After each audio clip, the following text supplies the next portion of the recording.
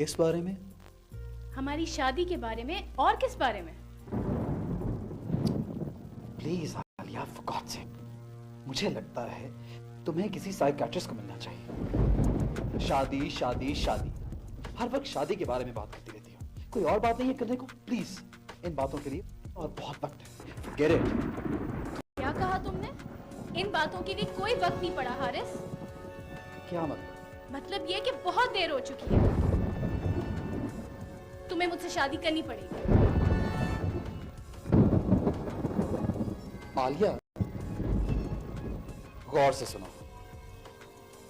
मैं अपने पेरेंट्स की मर्जी के बगैर तुमसे शादी नहीं कर सकता।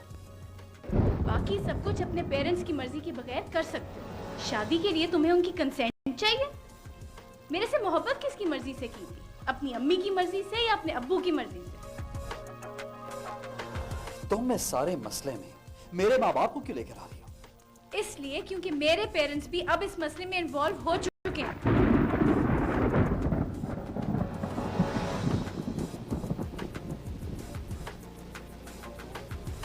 आलिया, आलिया सुनो तो सही। आलिया,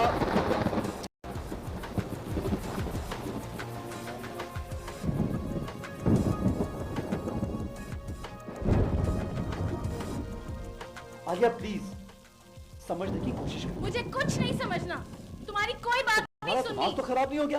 आलिया, आलिया, आलिया रुको, क्या कर रही हो? आलिया क्या है? मेरी बात सुनो, मेरी बात समझने की कोशिश करो। छोड़ो मुझे। तुम पागल तो नहीं होगी? इतनी जज्बाती क्यों हो रही हो? तुम्हें सुनो, चीटर हो, लूजर बिल्कुल। रुको, छोड़ो। पीछे देखो।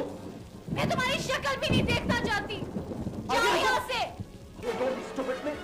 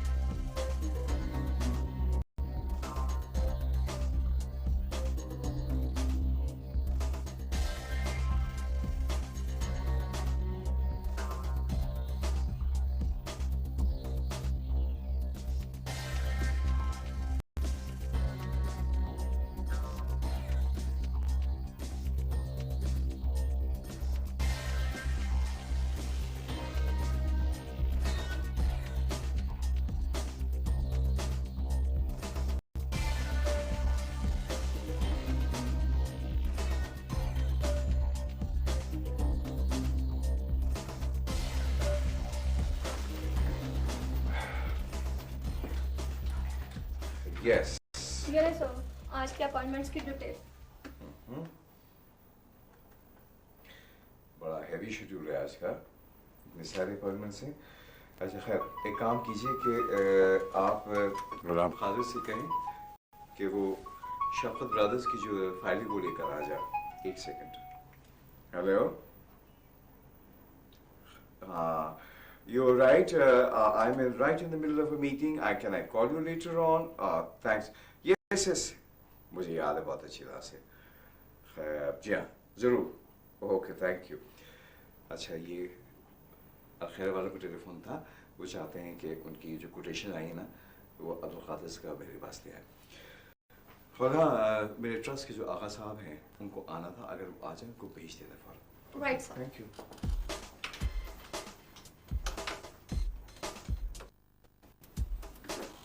हेलो।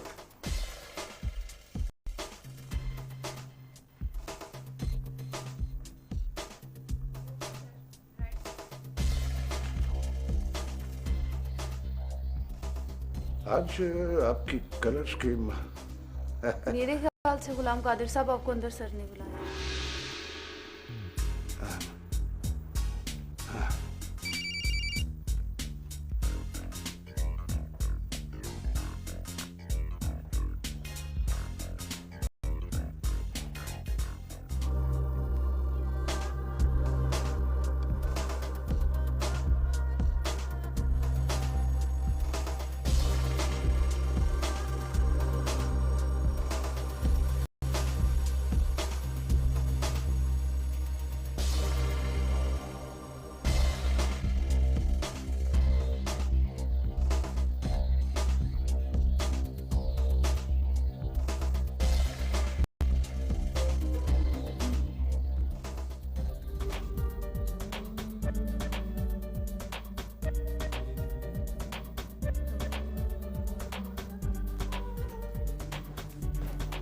बीबी जी मुबारक हो।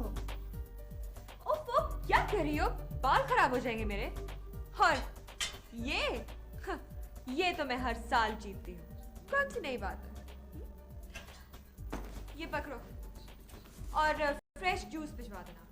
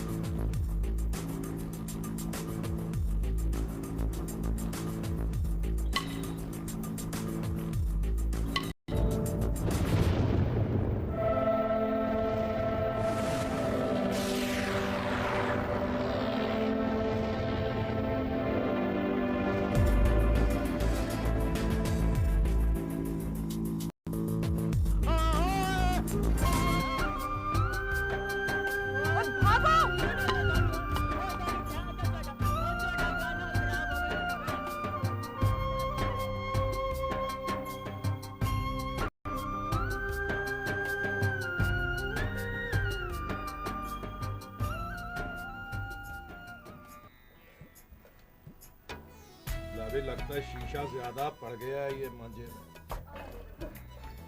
और भाभी की माँ, और जल्दी से रोटी लाया है। तुमसे तो अभी तक आग नहीं जली। और भाभी के अब्बा, जिसकी जवान थी हो ना घर में, उसकी कभी आग नहीं बुझती। तुम्हें कई दफा कहा मैंने, भाभी को धी ना कहा कर। वो मेरा पुत्र है, शेर जवान पुत्र। जल्दी से रोटी पका ले, अभी आते ही खप डाल देगी। ओ भाभी के अब्बा, ओ भाभी के अब्बा, खुदा से डरा कर, खुदा से। धी को पुत्र कह रहे, अगर कल कला को उसको कुछ हो गया ना, तो मेरा हाथ होगा और तेरा गिरेबान। ये कौन सी तू नई बात बता रही है? वो सारी उम्र तेरा हाथ और मेरा ही गिरेबान रहा है। ओए आजा लंघिया, जेड़ा भी है आजा। ओ पामने, ओ तुझे क्या हुआ है? तेरे तो मथे पे बड़ा गहरा जख्म आया हुआ है। तेरी थी भाभी ने फिर मेरी आंख पर ना दोबारा गुल्ली मार दी है। ये देख, ये पहले आंख खत्म हो चुकी है और अब दूसरी आंख को भी खत्म करने के लिए वो मेरे पीछे तुली हुई है। मुझे तो ऐसा लगता है कि तूने उसे पैदा ही इसलिए किया है कि वो मेरी दोनों आंखें निकाल दे। पामन्ने, चल मैं तेरे से माफी मांगती हूँ। पामन्ने, ये भाभी को उसके अब्बे ने और बस्ती के लोगों ने बिगाड़ दिया है। मेरी ती बेचारी इस तरह की नहीं थी। अब पुख्तो अब पुत्र। आ मेरा वीर, आ मैं तुझे ना इसके ऊपर जख्म के ऊपर ना तेल और हल्दी लगा देती हूँ। आ मेरा वीर। मैं तो कहता हूँ तेल की बजाय ना इसके मांझा लगाना चाहिए जख्म पे। मेरे पुत्र की शिकायतें लेके आ जाते हैं। अपना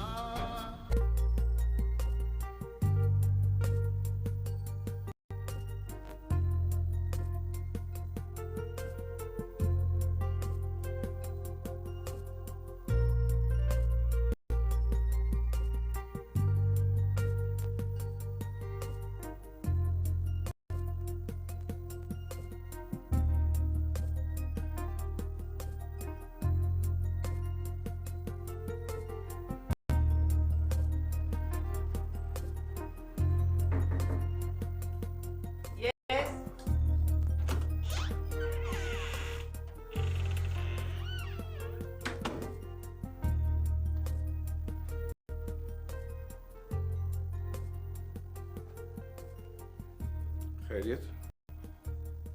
आपकी तबीयत ठीक है?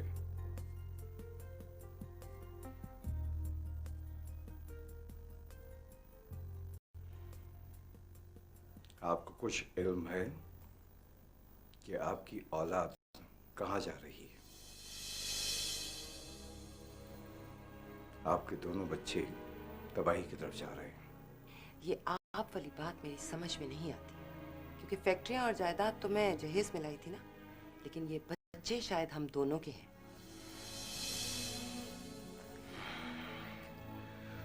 खुदा जाने आपको ये ऐसा से कमतरी या बर्तरी से कब निजात मिलेगी।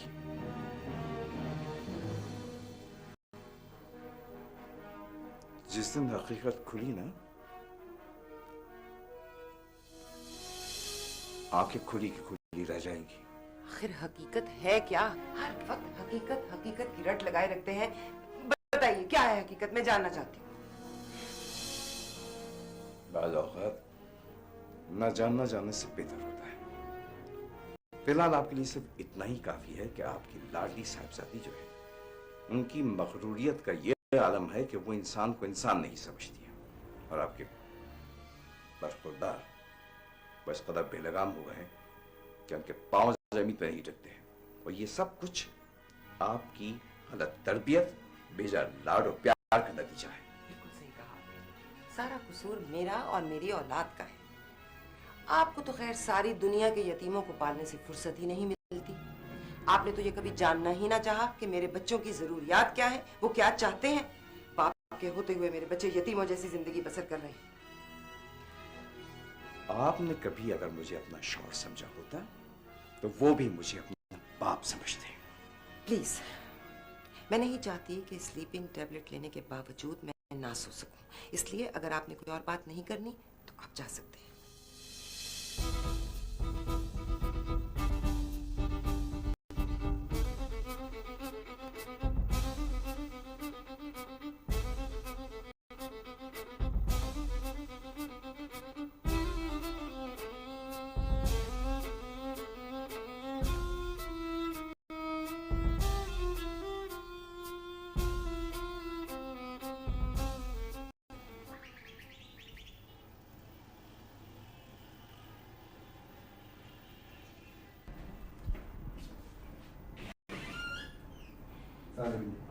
यहाँ पे रिकॉर्ड की तरफ मिल सकता हूँ।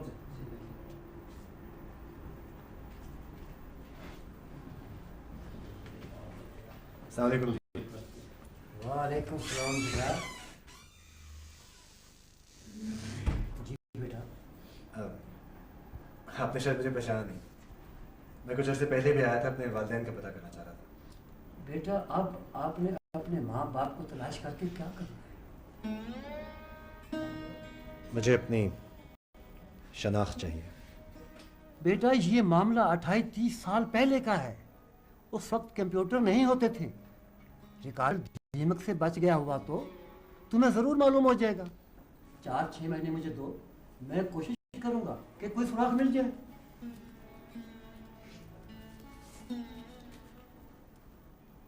अब कितने दिन लगेंगे? बेटा 1000 रुपए में अपनी शनाख्त ढूंढने चले हो। आप चाहें तो मज़ीद देने को तैयार हूँ। बेटा ये पैसे रख लो। मुझे खुशी है कि एक नौजवान अपने अबा अजदाद का निशान ढूंढने की कोशिश कर रहा है। 2-4 हफ्ते मुझे दो, मैं कुछ करता हूँ। बेटा ये पैसे रख लो।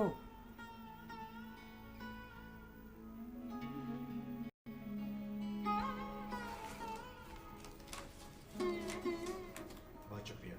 कोई बात नहीं।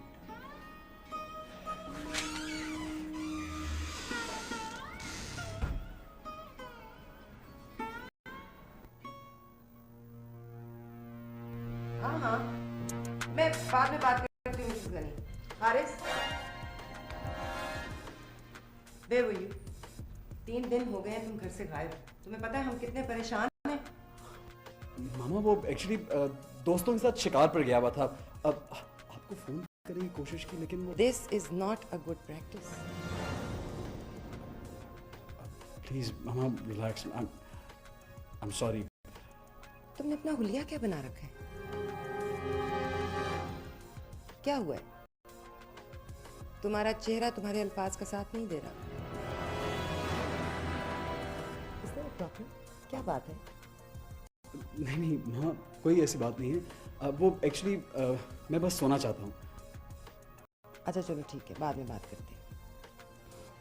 See you. 3-4 माह हो गया, उन्होंने चक्कर नहीं लगाया। उन्होंने कहा था एग्जाम्स के दौरान नहीं आएंगे। लेकिन हमारे एग्जाम तो खत्म हो गए हैं। जाऊंगा 1-2 दिन में उन्हें सलाम करना।